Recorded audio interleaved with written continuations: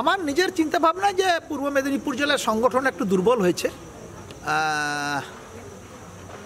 দুটো সাংগঠনিক জেলায় দুজন সভাপতি পরিবর্তন করলে ভালো হয়।